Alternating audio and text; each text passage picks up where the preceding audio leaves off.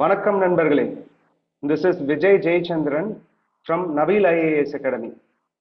Hopefully, இன்னைக்கு நடந்த group 1 2024 examination வந்து நல்லா பண்ணியிருப்பீங்கன்னு நினைக்கிறேன்.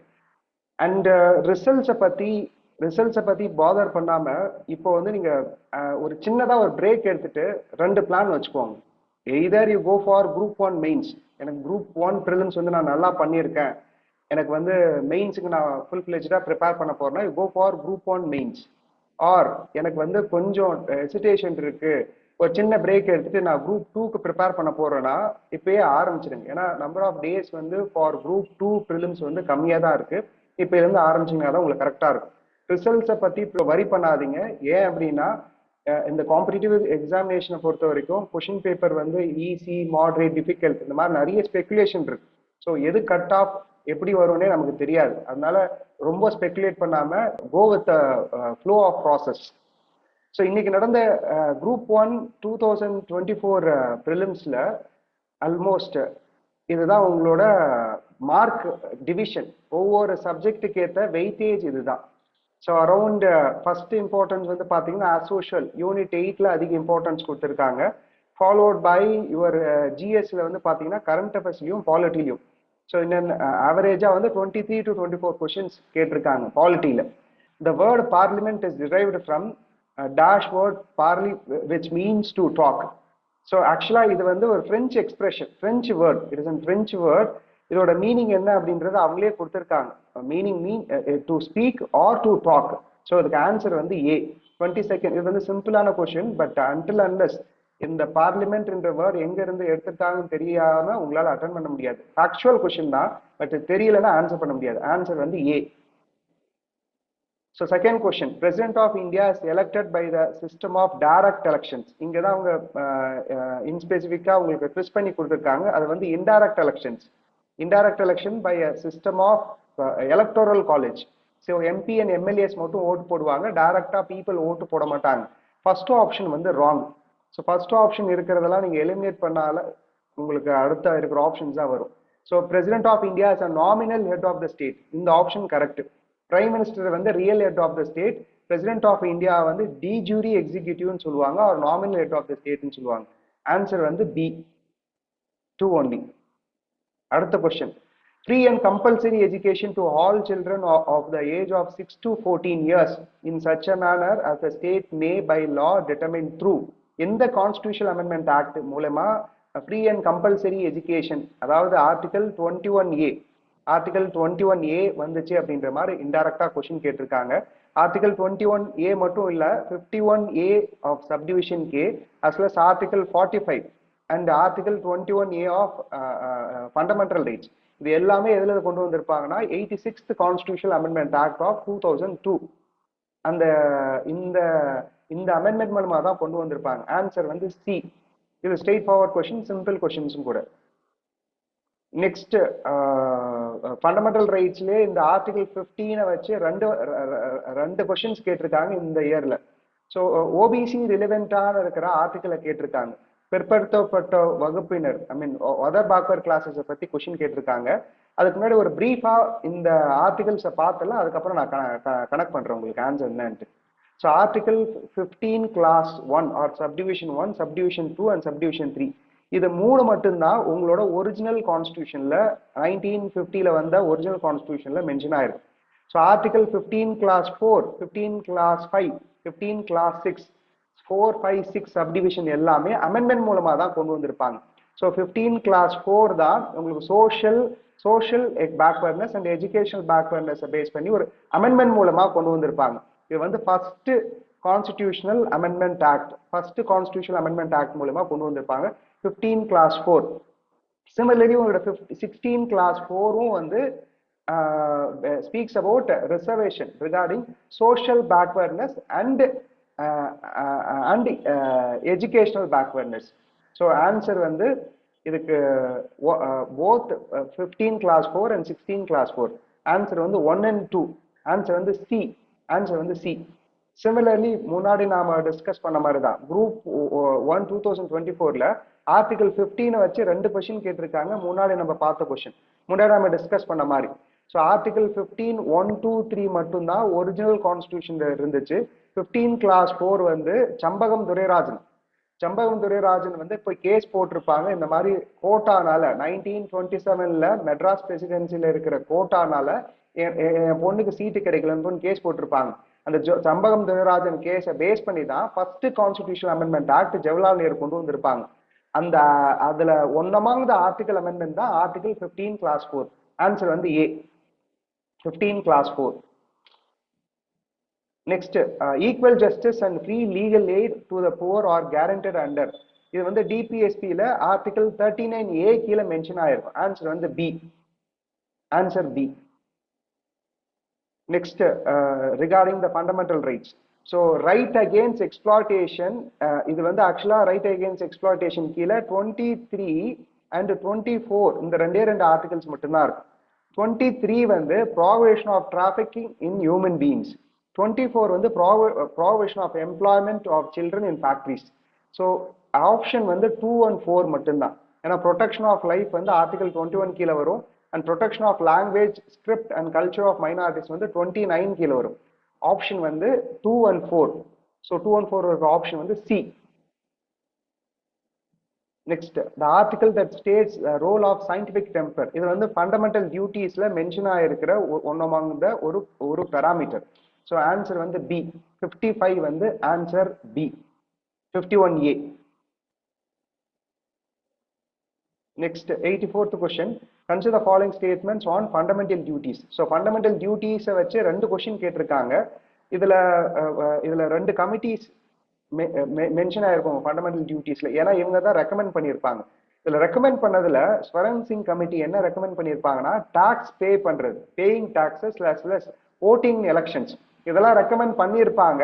பட் இதை வந்து இந்திரா காந்தி அக்செப்ட் பண்ணல. இந்திரா காந்தி அஸ்லஸ் ஃபர்தரா வந்த பிரைம் மினிஸ்டர் யாருமே அக்செப்ட் பண்ணியிருக்க மாட்டாங்க. ஏன்னா எலெக்ஷன்ல ஓட்டு போடுறதோ டாக்ஸ் பே பண்றதையோ ஃபண்டமெண்டல் டியூட்டிஸா அக்செப்ட் பண்ணிக்கல. So first option incorrect. இதுல இன்கரெக்ட்னு கேட்டிருக்காங்க. First option incorrect. அதே மாதிரி casting the vote in elections, first option incorrect, fourth option incorrect. Answer வந்து உங்களுக்கு answer D, 1 and 4 are incorrect. டிபிஎஸ்பிய manifesto of aims and aspiration சொல்லி யார் மென்ஷன் பண்ணியிருக்காங்கன்னு கேட்டிருக்காங்க. யூஸ்வலா ப்ரியாம்பிள்ல தான் கொஸ்டின் கேட்பாங்க. இந்த மாதிரி யார் வந்து இந்தியாவோட ஆரோஸ்கோப்பா மென்ஷன் பண்ணாங்க ப்ரியாம்பிள, யார் ஐடி கார்டுன்னு சொன்னாங்க, யார் சோலா சொன்னாங்க அப்படின்ற மாதிரி கொஸ்டின் கேட்பாங்க ப்ரியாம்பிள்ல. இந்த வாட்டி டிபிஎஸ்பியை வச்சு கொஸ்டின் கேட்டிருக்காங்க. இதை சொன்னது வந்து ஆப்ஷன் ஏ, கேசி வேர். இவர் தான் ஒரு மென்ஷன் பண்ணியிருப்பாங்க, manifesto of aims and aspirations அப்படின்ற மாதிரி. Next, 85th question. Which one of the following not deal with the basic structure of Indian Constitution? இந்திய அரசியலமைப்பின் அடிப்படை கட்டமைப்பு இதுல எது தொடர்பு இல்லை அப்படின்ற மாதிரி கேள்வி கேட்டிருக்காங்க. அதுக்கு முன்னாடி ஒரு ஜெனரல் என்னென்ன கேசஸ் நான் காமிச்சிடுறேன். ஃபர்ஸ்ட் மெயின் கேஸ் வந்து சம்பகம் துரைராஜன் கேஸ், ரெண்டாவது சங்கரி பிரசாத் கேஸ், மூணாவது வந்து கோலக்நாத் கேஸ், நாலாவது வந்து கேசானந்த பாரதி கேஸ், அஞ்சாவது வந்து மினர்வா மில்ஸ் கேஸ். ஸோ இந்த 5 கேஸ் தான் ரொம்ப முக்கியம் உங்க பேசிக் ஸ்ட்ரக்சர் ஆஃப் இந்தியன் கான்ஸ்டியூஷன்ல. இதுல அந்த 5 கேஸ்ல 3 கேசஸ் மென்ஷன் பண்ணியிருக்காங்க. கேசானந்த பாரதி கேஸ் மென்ஷன் பண்ணியிருக்காங்க, மினர்வா மில்ஸ் மென்ஷன் பண்ணியிருக்காங்க, கோலக்நாத் கேஸ் மென்ஷன் பண்ணியிருக்காங்க. ஏகே ராய் கேஸ் வந்து ஆக்சுவலா ஏகே ராய் தான் இதுல இன்கரெக்ட். இது நாட் டீல் வித் பேசிக் ஸ்ட்ரக்சர்னா ஏகே ராய் தான்.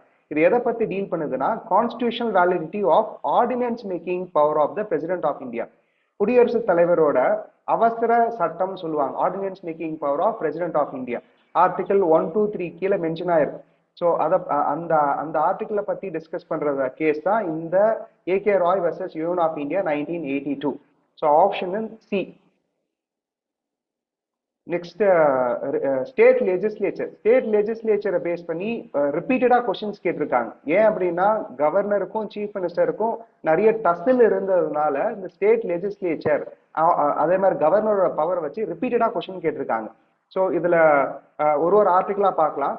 ஆர்டிகல் இதுல வந்து regarding the disqualification of state legislative members. So disqualification of MLA and disqualification of MLC, member of legislative councils. இதுல 190 பாத்தீங்கன்னா vacation of seats. Seat vacate ஆகிறத பத்தி பேசியிருக்காங்க. அதே மாதிரி 191 பாத்தீங்கன்னா டிஸ்குவாலிஃபிகேஷன், ஸோ பதவி பறிக்கிறத பத்தி பேசியிருக்காங்க 191. அதே மாதிரி 192 பாத்தீங்கன்னா ரிகார்டிங் இன்கேஸ் ஒரு பதவியை பறிச்சதுக்கு அப்புறம் அந்த அந்த டெசிஷன் வந்து ஃபைனலா இல்லையான்னு டிசைட் பண்றது யாருன்னா கவர்னர் டிசைட் பண்ணுவாங்க. சிறிதுல ஸ்பீக்கர், சிறிதுல கவர்னர் டிசைட் பண்ணுவாங்க. ஸோ 190, 191, 192 இது மூணுமே டிஸ்குவாலிஃபிகேஷன் ஆஃப் ஸ்டேட் லெஜிஸ்லேட்டிவ் மெம்பர்ஸை பத்தி தான் பேசுதாங்க. 189 வந்து speaks about voting in the houses. So உங்களோட சட்டசபையில வந்து ஓட்டு போறத பத்தியும் மினிமம் எத்தனை பேர் இருந்தா சபை கூடலாம் கலையலான்றத பத்தியும் பேசியிருப்பாங்க. ஸோ ஆப்ஷன் வந்து இதுல இதுல இதுல இன் ஸ்பெசிபிக்கா மென்ஷன் ஆயிருக்கிறது வந்து ஆப்ஷன் 1 மட்டும்தான். இதுல ரிகார்டிங் த டிஸ்குவாலிஃபிகேஷன் வச்சு பேசியிருக்காங்க. ஸோ ஆப்ஷன் 1 ஆன்சர் வந்து C1, ஆன்சர் வந்து சி. இதுல இதுல ஆக்சுவலா இன்கரெக்ட் ஆர்டிகல்ஸ் கேட்டிருக்காங்க. So option 1 alone C, option வந்து சி இதுல. நெக்ஸ்ட் ரிகார்டிங் முன்னாடியே சொன்ன மாதிரி தான் ஸ்டேட் லெஜிஸ்லேட்டிவ் அசம்பிளியை வச்சு நிறைய கொஸ்டின்ஸ் கேட்டிருக்காங்க. Because of tussle going on between the governor of Tamil Nadu versus chief minister of Tamil Nadu. So இதுல எந்த மேட்சஸ் வந்து கரெக்டா மேட்ச் ஆயிருக்குன்னு கேட்குறாங்க. ஃபர்ஸ்ட் ஒன்று வந்து abolition or creation of legislative council in the states. இப்போ லெஜிஸ்லேட்டிவ் கவுன்சில் ஆந்திர பிரதேஷ்ல, உங்களோட தெலுங்கானால, மகாராஷ்டிராலாம் வந்து லெஜிஸ்லேட்டிவ் கவுன்சில் இருக்கு, எம்எல்சின்னு சொல்லுவாங்க. தமிழ்நாட்டில் இல்லை. ஆக்சுவலா தமிழ்நாட்டில் ப்ரொவிஷன் இருக்கு, பட் கிடையாது, இல்லை இதுல எம்எல்சி. ஸோ இதை கிரியேட் பண்றதுக்கு ஆர்டிகல் இது எது மேட்ச் ஆயிருக்குன்னு கேட்டிருக்காங்க. Article 169 speaks about abolition or creation of state legislative council in the states. First match வந்து correct. Duration of state legislature. So ஒரு அசம்பிளியோட டியூரேஷன் இத்தனை வருஷம் தான் இருக்கணும்ன்றத ஆர்டிகல் 172 தான் டிஸ்கஸ் பண்ணியிருப்பாங்க. ஸோ ஃபர்ஸ்ட் ரெண்டு ஆப்ஷனுமே ரெண்டு மேட்ச்மே correct. Next special addresses by the governor. Special addresses by the governor வந்து 176, 174 கிடையாது. ஸோ தேர்ட் ஆப்ஷனும் wrong. Assent to the bill, ஏன்னா தேர்டும் ராங், ஏன்னா தேர்டு ராங்னால ஃபோர்த்தும் ராங், ஏன்னா அது கரெக்டான மேட்ச் கிடையாது. ஸோ ஆப்ஷன் வந்து 1 and 2, A 1 and 2. ஸோ இது ஸ்ட்ரெயிட் ஃபார்வர்ட் கொஸ்டின். கரப்ஷன் டாபிக்கை வச்சு கொஸ்டின் கேட்டிருக்காங்க. So which among the following measures are taken by the government of India to combat corruption. So ஊழலை ஒழிக்கிறதுக்காக எதெல்லாம் எந்தெந்த இனிஷியேட்டிவ்லாம் கவர்மெண்ட் ஆஃப் ஒன்றிய அரசு எடுத்திருக்காங்க அப்படின்ற மாதிரி கேள்வி கேட்டிருக்காங்க இந்திய அரசு. ஸோ இதுல வந்து எல்லா ஆப்ஷனுமே வரும். டிபிடி, டைரக்ட் பெனிஃபிட் டிரான்ஸ்ஃபர், நேரடியாக வந்து அக்கௌண்ட்ல பணம் டிரான்ஸ்ஃபர் ஆகிறதுனால மிடில் மேன் கரப்ஷன் வந்து கம்மியா இருக்கும். டெண்டரிங், டெண்டரிங் வந்து ஓப்பன் டெண்டரிங்கா இருக்கிறப்போ நிறைய ஏஜென்சி வந்து காசு அடிப்பாங்க, அதனால டெண்டரிங். அதே மாதிரி டிஸ்கண்டினியூஷன் ஆஃப் இன்டர்வியூ இந்த ரெக்வயர்மெண்ட் ஆஃப் குரூப் சி போஸ்ட்ல இன்டர்வியூ எடுத்ததுனால, ஏன்னா இன்டர்வியூல காசு கேட்கறாங்க ஒரு ஆப்ஷன் இருந்துச்சு, அதை எடுத்ததுனால அது எல்லாமே கரப்ஷனை கம்மியாகுதுன்ற மாதிரி. ஆப்ஷன் வந்து D, all the above. Next கமிஷன்ஸை பத்தி கேட்டிருக்காங்க. குரோனாலஜிக்கல் ஆர்டர், எது வந்து முன்னாடி வரும் எது பின்னாடி வரும் அப்படின்ற மாதிரி கொஸ்டின் கேட்டிருக்காங்க கமிஷன்ஸை பேஸ் பண்ணி. So first ARC commission Morarji Desai தலைமையில ஃபர்ஸ்ட் ஏஆர்சி கமிஷன் எப்போ அப்பாயின்ட் பண்ணியிருப்பாங்கன்னா 1966. அதே மாதிரி டிஎன்கே கவர்மெண்ட் வந்து ராஜ்மன்னார் கமிட்டி போட்டிருப்பாங்க. எனக்கு தெரிஞ்சு மெயினா இந்த ராஜ்மன்னார் கமிட்டியை மெயினா அட்ரஸ் பண்றதுக்காக தான் இந்த கொஸ்டினே கேட்டிருக்காங்க. நிறைய ஸ்டூடெண்ட்ஸ் வந்து ராஜ்மன்னார் கமிட்டி தான் ஃபர்ஸ்ட் வந்துச்சுன்னு சொல்லி போடுறதுக்கு ஆப்ஷன்ஸ் அதிகம். ஆக்சுவலா ஃபர்ஸ்ட் ஏஆர்சி கமிஷன் வந்து 1966. செகண்ட் ஏஆர்சி வந்து வீரப்பன் மொய்லி தலைமையில 2008ல கொண்டு வந்திருப்பாங்க. செகண்ட் காங்கிரஸ் கவர்மெண்ட் வந்திருப்போ 2008ல கொண்டு வந்திருப்பாங்க. So first ARC commission 1966, Rajamannar committee 1969, Sarkaria commission வந்து 1983, புஞ்சி கமிஷன் 2007. புஞ்சி கமிஷன் தான் இந்த கொடுத்திருக்க கமிட்டிஸ்ல ரீசெண்டா வந்தது. இந்த ரெக்கார்ட் பிரகாரம் ஃபர்ஸ்ட் எது வரணும்னா ஃபர்ஸ்ட் ஏஆர்சி. இது உங்களுக்கு தெரிஞ்சாலே ஈஸியா எலிமினேட் பண்ணிடலாம் மற்ற ஆப்ஷன்ல. ஏன்னா இந்த பி ஆப்ஷன்ல மட்டும்தான் ஃபர்ஸ்ட் ஏஆர்சியை ஃபர்ஸ்ட் கொடுத்திருக்காங்க. ஆப்ஷன் வந்து B, followed by Rajamannar, followed by Sarkaria commission, followed by Punchhi commission. Next states constitutional bodies and non constitutional பாடிஸை பேஸ் பண்ணி ரெண்டு கொஸ்டின் கேட்டிருக்காங்க இந்த வாட்டி. So consider the following statement on state information commission. இதுல இன்கரெக்டா கேட்டிருக்காங்க. ஆப்ஷன் வந்து இதுல இன்கரெக்டா கேட்டிருக்காங்க. எது இன்கரெக்டா வரும் அப்படின்ற மாதிரி கேட்டிருக்காங்க. ஸோ இதுல ஆப்ஷன் பார்த்தீங்கன்னா the chief commissioner sorry commission consist of chief information commissioner and not more than 5 information commission கொடுத்துருக்காங்க. ஆக்சுவலா அதுல எப்படி மென்ஷன் பண்ணியிருப்பாங்கன்னா 1 state chief information commissioner and not more than 10, அதாவது 10க்கு மேலதான் இருக்கக்கூடாதுன்னு சொல்லியிருக்காங்க. இதுல வந்து ஃபேக்ட்ஸ் மாத்தி கொடுத்துருக்காங்க. First option wrong. Even first option wrong. நீ இன்கரெக்ட்னு கேட்டதுனால ஃபர்ஸ்ட் ஆப்ஷன் இருக்கிற ஸ்டேட்மெண்ட் மட்டும்தான் கரெக்ட். மீதி ரெண்டுத்தை நீங்க எலிமினேட் பண்ணிடலாம். இந்த மாதிரி எலிமினேட் பண்ணி போட்டீங்கன்னா கொஞ்சம் ஈஸியா இருக்கும். நெக்ஸ்ட் இதுல ஃபோர்த்து இல்ல செகண்ட் பார்த்தா போதும். ஃபோர்த் இல்ல செகண்ட் பார்த்தா போதும். Second statement, state information commission are not eligible for the reappointment. இந்த ஸ்டேட்மெண்ட் ரைட்.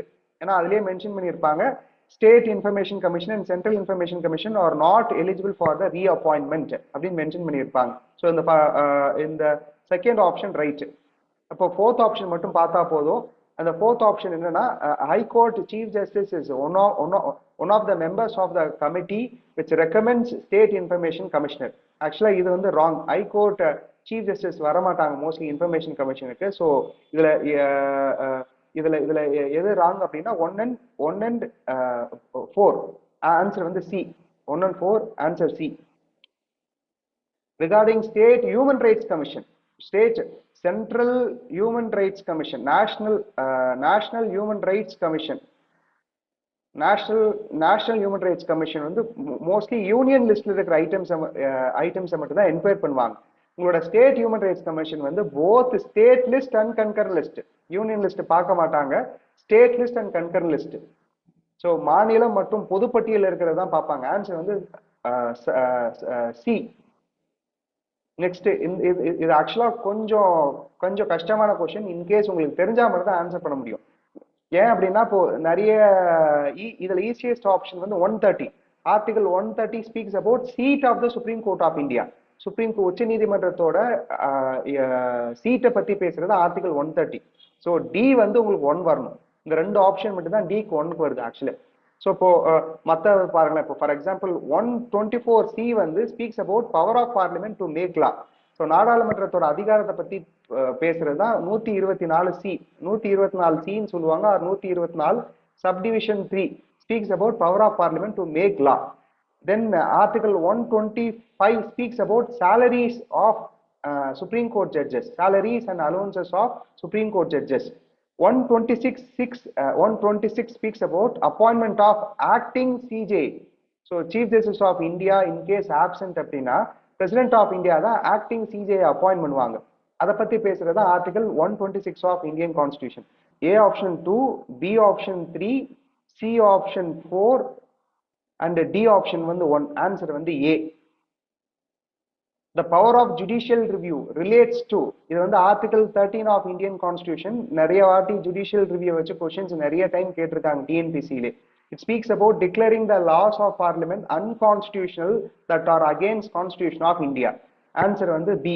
ஸோ அரசியலமைப்பு சட்டத்தில் இருக்கிற அடிப்படை உரிமைகளை மீறும் பட்சத்தில் ஏதாவது ஒரு நாடாளுமன்ற லாவோ சட்டமோ இல்ல சட்டமன்றத்தோட சட்டமோ மீறும் பட்சத்தில் அதை டெலிட் பண்றது தான் article 13 of Indian constitution. So அசிஸ்டன்ட் ரீசன் கொஸ்டின் அட்டார்னி ஜெனரலை பத்தி கேட்டிருக்காங்க. Attorney general of India has the privilege of addressing both houses of the parliament. ஏன்னா எப்படி ஒரு மினிஸ்டருக்கு, ஒரு மந்திரிக்கு எப்படி வந்து லோக்சபா ராஜ்யசபா ரெண்டு சபையிலையும் போய் பேசலாமோ அதே மாதிரி அட்டார்னி ஜெனரல் வந்து 2 ஹவுஸ்லையும் பேசலாம். ஆனா வந்து இப்போ சாதா எம்பி வந்து போய் பேச முடியாது. இப்போ திருச்சி சிவா எடுத்துக்கோங்க. அவர் வந்து ராஜ்யசபா எம்பி, மாநிலங்களோட உறுப்பினர். அவர் போய் லோக்சபால பேச முடியாது. அதே மாதிரி இப்போ தமிழச்சி தங்கபாண்டியன் எடுத்துக்கோங்க. அவங்க வந்து லோக்சபாவோட எம்பி, அவங்க போய் ராஜ்யசபால பேச முடியாது. ஆனா நிர்மலா சீதாராமன் எடுத்துக்கோங்க. நிர்மலா சீதாராமன் வந்து Rajya Sabha MP as well as finance மினிஸ்டரா இருக்கிறாங்க. ஸோ அவங்க வந்து லோக்சபாலையும் பேசலாம், ராஜ்யசபாவும் பேசலாம். ஒரு மினிஸ்டருக்கு என்னென்னலாம் ப்ரிவிலேஜஸ் இருக்கோ அந்த ரைட் டு ஸ்பீக், அதே மாதிரி அட்டார்னி ஜெனரலுக்கு வந்து 2 ஹவுஸ்லையும் பேசலாம். பட் சாதா எம்பிக்கு பேச முடியாது. ஏன் அதை டீட்டெயில்டா எக்ஸ்பிளைன் பண்றேன்னா அடுத்த பாயிண்ட் உங்களுக்கு ரீசன் அதான் கொடுத்துருக்காங்க. Attorney general enjoys the same privileges and immunities as a members of parliament. So ஏவும் கரெக்ட், ஆரும் கரெக்ட், ரெண்டுமே correct. But R is not the correct explanation for A. ஏன் அப்படின்னா ஒரு எம்பிக்கு இருக்கிற ப்ரிவிலேஜஸ் எல்லாமே அட்டார்னி ஜெனரலுக்கு இருக்கு. பட் எம்பி ப்ரிவிலேஜஸால ஒரு எம்பி வந்து இப்போ ஒரு நார்மல் எம்பி வந்து லோக்சபா எம்பி வந்து ராஜ்யசபால பேச முடியாது, ராஜ்யசபா எம்பி லோக்சபால பேச முடியாது. அந்த ப்ரிவிலேஜஸை பேஸ் பண்ணி இந்த அட்டார்னி ஜெனரல் வந்து ரெண்டு ஹவுஸ்லயுமே பேசல, ரெண்டுமே வேற வேற. இது வந்து மினிஸ்டரோட ப்ரிவிலேஜஸ், இது நார்மல் எம்பியோட ப்ரிவிலேஜஸ். ரெண்டுமே ரைட்டு தான், but R is not the correct explanation for A. Answer வந்து D. The article which is not related to the chief minister of the state. எந்த ஆர்டிகல் வந்து முதலமைச்சருக்கு தொடர்பு இல்லை அப்படின்ற மாதிரி கேள்வி கேட்டிருக்காங்க. இப்போ 163 வந்து பாத்தீங்கன்னா மந்திரி சபை, council of ministers headed by the chief minister of the state. மந்திரி சபையும் அதோட தலைமை முதலமைச்சரை பத்தி பேசுது. Article 164 deals with election of parliament as well as state legislature. இதுலயும் இன்டைரக்டா சீஃப் மினிஸ்டரை பத்தி பேசியிருப்பாங்க. ஏன் அப்படின்னா டீலிமிட்டேஷன் கமிஷன்ல இருந்து சில கமிஷன்ஸ்ல சீஃப் மினிஸ்டரை பத்தி பேசியிருப்பாங்க. எதுல பேசியிருக்க மாட்டாங்க அப்படின்னா அதே மாதிரி 167லயும் டியூட்டிஸ் ஆஃப் சீஃப் மினிஸ்டர் பத்தி பேசியிருப்பாங்க. 165ல தான் பேசியிருக்க மாட்டாங்க. 165 speaks about attorney general of the state. 165 speaks about attorney general of the advocate general of the state. Answer வந்து சி. Next question, preamble. இது வந்து ஆக்சுவலா யூபிஎஸ்சி யூனியன் பப்ளிக் சர்வீஸ் கமிஷன்ல கேட்ட கொஸ்டின் தான். அதில் கொஞ்சம் மாடிஃபை பண்ணி கொஸ்டின் கேட்டிருக்காங்க. ஐஏஎஸ் எக்ஸாம்ல கேட்ட கொஸ்டின் கொஞ்சம் மாடிஃபை பண்ணி கொஸ்டின் கேட்டிருக்காங்க. Preamble is a part of Indian constitution. Kesavananda Bharati கேஸ்லயும் எல்ஐசி கேஸ்லயும் மென்ஷன் பண்ணியிருப்பாங்க. Preamble is a part of Indian constitution. Preamble can be amended. இதையும் அதே கேசஸ் எல்லாம் சொல்லியிருப்பாங்க. பிரியாம்பிள் அமெண்ட் பண்ணலாம், அதாவது திருத்தப்படலாம். ஆனா பேசிக் ஸ்ட்ரக்சர் டாக்டரினை வந்து மீறக்கூடாது, அடிப்படை கோட்பாடை வந்து மீறக்கூடாது. ஸோ செகண்ட் ஆப்ஷனும் right. Preamble provision of preamble are not enforceable in court of law. செயலாக்கத்துக்கு கொண்டு வர முடியாது, அதை செயல்படுத்த முடியாது, நீதிமன்றங்களால செயல்படுத்த முடியாது. ஸோ இந்த ஆப்ஷனும் ரைட். தேர்ட் ஆப்ஷனும் right. Preamble is a source of power. இப்போ ஃபண்டமெண்டல் ரைட்ஸ்ல அதிகாரம் இருக்கிற மாதிரி பிரியாம்பிளுக்கு தன்னெச்சையா அதுல வார்த்தை கொடுத்துருக்காங்க இல்லையா, செக்யூலரிசம், மதச்சார்பற்றன்மை, அதே மாதிரி ரிப்பப்ளிக், டெமோக்ரஸி, ஜஸ்டிஸ், இதெல்லாம் வந்து அதுல இருக்கிற பிரியாம்பிள் இருக்கிற வார்த்தையை வச்சு இம்ப்ளிமெண்ட் பண்ண முடியாது. ஃபண்டமெண்டல் ரைட்ஸ் வச்சு இம்ப்ளிமெண்ட் பண்ண முடியும், பட் பிரியாம்பிள் இருக்கிற வேர்ட்ஸை வச்சு பவர் டிரைவ் பண்ணாது, ஆக்சுவலி எந்த அதிகாரமும் கொண்டு வராது. ஃபோர்த் ஆப்ஷன் வந்து wrong. Fourth option is wrong. Preamble is source of power கிடையாது, ஃபோர்த் ஆப்ஷன் வராது. ஸோ ஆன்சர் வந்து இதுக்கு ஆன்சர் வந்து 1, 2 and 3. ஆன்சர் வந்து ஏ. ஆன்சர் வந்து ஏ. ஸோ இதுல ஏதாவது டவுட்ஸ் இருந்துச்சுன்னா கமெண்ட் செக்ஷன்ல டெக்ஸ்ட் பண்ணுங்க. ஸோ அதை நாங்கள் ரெக்டிஃபை பண்றோம். அதுக்கு தனியா உங்களுக்கு எக்ஸ்பிளனேஷன் கொடுக்குறேன். ஸோ இப்போ இதே மாதிரி எல்லா டாபிக்கும், பாலிட்டிக்கு நான் பண்ண மாதிரி ஜியாகிரபி, எக்கானமி, யூனிட் 8, யூனிட் 9 இந்த மாதிரி எல்லா டாபிக்ஸ்க்குமே வரப்போகுது. Kindly subscribe and share. அதே மாதிரி இப்போ குரூப் 1ஓட எத்திக்ஸ் அண்ட் இன்டெகிரிட்டி, இது வந்து புது syllabus. Almost union public service கமிஷன்ல GS4 சொல்லுவாங்க, ஜெனரல் ஸ்டடிஸ் 4, பேப்பர் 4ல இருக்கிற 40% சிலபஸை வந்து உங்களுக்கு general studies paper 2 group 1 மெயின்ஸ்ல GS2 பேப்பர்ல யூனிட் 3ஆ கொண்டு வந்திருக்காங்க. ஆல்மோஸ்ட் வந்து ஒரு 50 to 70 மார்க்ஸ் கேட்கறதுக்கு நிறைய பாசிபிலிட்டிஸ் இருக்கு இந்த தேர்ட் யூனிட் உங்களுக்கு GS2 பேப்பர்ல. ஸோ அதுக்கான ஆன்சர் ரைட்டிங் ஒர்க் ஷாப் வந்து நாங்கள் கண்டக்ட் பண்ண போறோம். Navil IAS academy is planning to conduct and free mains answer writing workshop as well as free ethics classes. So இந்த classes attend பண்ணோம் அப்படின்னா kindly call this number and confirm your seat regarding the attending of your ethics class. Kindly share the video and kindly support us. Thank you.